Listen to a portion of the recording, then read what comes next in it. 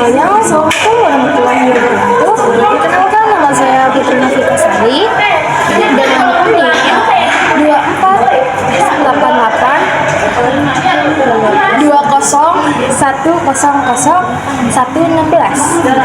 Perkenalkan, nama saya Dianti Putri Wardani dengan NIM 24888201015.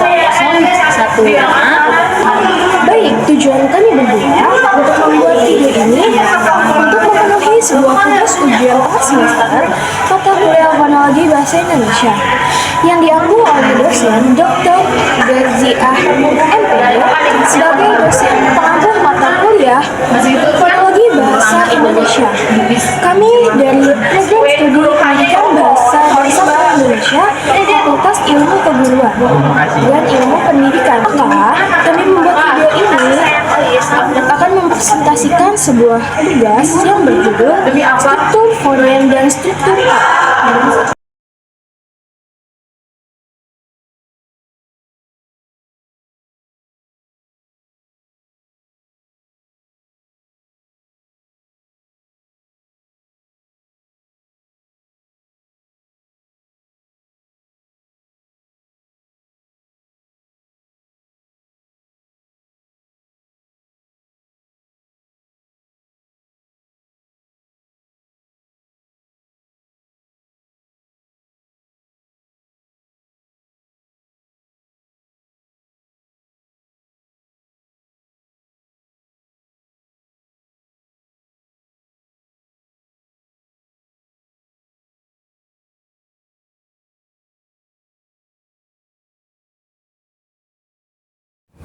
Oke, untuk di struktur kata adalah susunan bagian-bagian pembentukan kata, yaitu akar kata dan imbuhan, awalan, sisipan,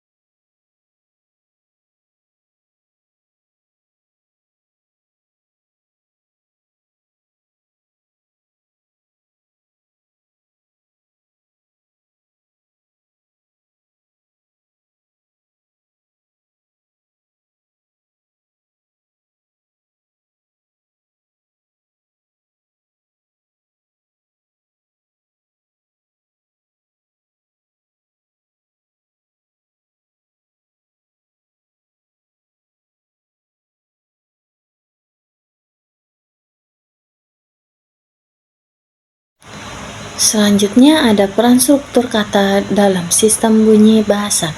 A. Menghasilkan bentuk bunyi baru adalah proses menciptakan suara atau bunyi yang belum pernah ada sebelumnya, baik melalui modifikasi bunyi yang sudah ada maupun melalui eksplorasi teknologi alat baru. B. Menentukan intonasi dan ritme adalah mengatur tinggi rendah nada atau intonasi dalam panjang pendek serta pola ketukaran atau ritme dalam berbicara atau bermusik agar pesan yang disampaikan menjadi lebih jelas. C. Menghubungkan bunyi dan makna adalah proses memahami atau menciptakan hubungan antara bentuk bunyi, suara, kata dengan arti yang dikandungnya. Ini merupakan dasar utama dalam bahasa dan komunikasi. D. Peran dalam proses fonologi adalah ikut serta atau memiliki fungsi dalam pengolahan pengetahuan bunyi-bunyi bahasa fonem agar menyusun dengan sistem bunyi suatu bahasa. Ada bagian struktur fonem kata terbentuk dalam bahasa Indonesia. Struktur kata dalam bahasa Indonesia adalah bentuk melalui proses morfologi, yaitu dengan menghubungkan dan mengubah morfem. Proses ini melibatkan aktivifikasi, produktifikasi, dan komposisi.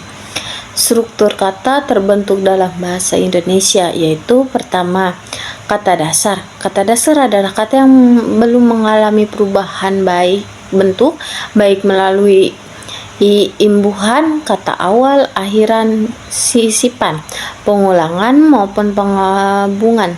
Kata dasar merupakan kata asli dari suatu kata yang menjadi dasar pembentukan kata turunan. Kedua, ada kata himpunan atau afikasi. Kata dasar yang telah ditimbangkan imbuhan seperti awalan, akhiran, sisipan, atau gabungan awal, akhiran sehingga membentuk kata turunan dengan makna baru. Ketiga, ada kata ulang atau reduplikasi. Kata ulang adalah kata yang terbentuk melalui proses pengulangan, baik berbagai maupun seluruh kata dasar untuk membentuk makna baru atau menerapkan bahasa tertentu. Keempat, ada kata majemuk.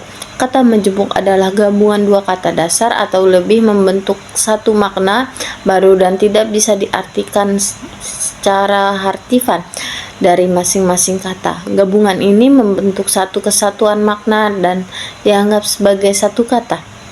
Kelima, ada pendekatan atau abreviasi. Pendekatan adalah cara, usaha, atau metode untuk mendekati suatu hal, masalah, atau tujuan tertentu. Selanjutnya, apa hubungan antara struktur fonem dan struktur kata dalam pembentukan makna bahasa? Struktur fonem dan struktur kata saling berkaitan erat dalam pembentukan makna bahasa. Fonem adalah bunyi terkecil yang membedakan makna, sedangkan struktur kata adalah cara fonem-fonem terbentuk untuk membentuk kata. Hubungan struktur fonem dan struktur kata dalam pembentukan makna yaitu satu, fonem yaitu pembeda makna di antara bunyi. Kedua, struktur kata yaitu pembentuk makna lewat morfem. Ketiga ada fonem penyusut morfem, yaitu morfem menyusun kata. Kesalahan struktur fonem dalam merusak makna kata. Selanjutnya ada bagaimana contoh penerapan analisis struktur fonem dan struktur kata dalam kajian morfologi. Analisis struktur fonem dan struktur kata adalah aspek penting dalam kajian linguistik. Membedakan makna misalnya atau analisis struktur kata atau morfologi fonem pada bagaimana kata-kata terbentuk menggunakan imbuhan dan bagaimana mereka berinteraksi dalam kalimat. Satu, analisis struktur fonem atau tingkat fonologi. Studi pengajian tentang sistem bunyi bahasa secara abstrak, khususnya menggunakan fonem sebagai suatu bunyi kecil yang membedakan antara bahasa. Kedua adalah analisis struktur kata, tingkat morfologi. studi tentang bentuk-bentuk kata dan cara membentukkan kata dalam suatu bahasa, termasuk bagaimana kata-kata tersebut tersusun dari suatu terkecil yang bermakna, yaitu morfem. Ketiga adalah gabungan analisis struktur dan kata, kajian yang berhubung bagaimana bunyi-bunyi morfem tersusun dan tersembunyi dalam perbentukan kata-kata bermakna. Itu saja yang dapat kami sampaikan pada materi hari ini. Cukup sekian dan assalamualaikum warahmatullahi wabarakatuh.